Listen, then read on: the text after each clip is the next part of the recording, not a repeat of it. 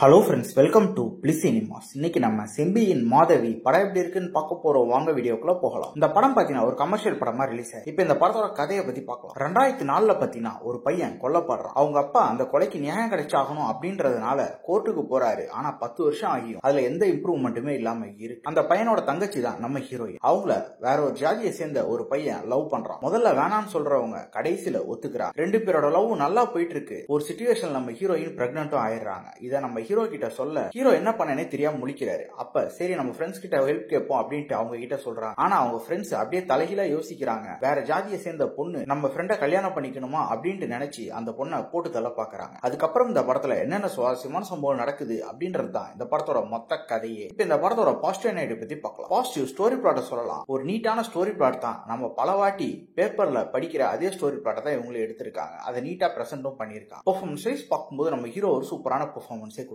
அவர் தான் இந்த படத்தை டைரக்டும் பண்ணிருக்காரு, மியூசிக்கும் பண்ணிருக்காரு. ஆனா ஆஸ் எ ஹீரோவா நல்ல ஒரு பெர்ஃபார்மன்ஸே கொடுத்திருக்காரு. ஹீரோயினும் தனக்கு கொடுத்திருக்கிற ரோலை ரொம்ப நீட்டாவே பண்ணி கொடுத்திருக்காங்க. மத்த எல்லாருமே சூப்பராகவே நடிச்சிருக்காங்க. படத்துல வர லவ் போர்ஷன்ஸ் எல்லாம் பார்க்கறதுக்கு நல்லாவே இருக்கு. அதே மாதிரி படத்துல அங்கங்க வர காமெடி போர்ஷனும் நல்லாவே இருக்கு. இவங்க இந்த ஜாதியை வச்சு இவங்க பேசியிருக்க அரசியலும் பார்க்கறதுக்கு நல்லா தான் இருக்கு. அது மட்டும் இல்லாம நம்ம நார்மலா பேப்பர்லயும் டிவிலையும் பாக்குற பல சம்பவங்களை இந்த படத்துல வைக்கதான் செஞ்சிருக்காங்க. அதுவும் ஓகேவா. டெக்னிக்கல் ஆஸ்பெக்ட்ஸ்லயும் படம் நல்லாவே இருக்கு. சினிமோட்டோகிராஃபி, சவுண்ட் எஃபெக்ட்ஸ், பிஜிஎம் எல்லாமே நல்லாவே பண்ணி கொடுத்திருக்காங்க. ஸ்கிரீன் பிளேஸ் பார்க்கும்போது இன்னும் கொஞ்சம் மெனக்கெட்டு தான் நல்லா இருக்கும்ன்ற ஃபீல் வரதான் செஞ்சுது. ஏன்னா பல சீன்ஸ் பிரெடிக்டபிளா இருக்கு. அது மட்டும் இல்லாம பல போர்ஷன்ஸ் லாகிங்கா இருக்கும் தான். ஓவராலா பாத்தீங்கன்னா ஒரு ஒன் டைம் வாட்சபிள் படம் தான். வேணும்னா ட்ரை பண்ணி பாருங்க. இன்னொரு வீடியோல சந்திக்கலாம். தேங்க்யூ.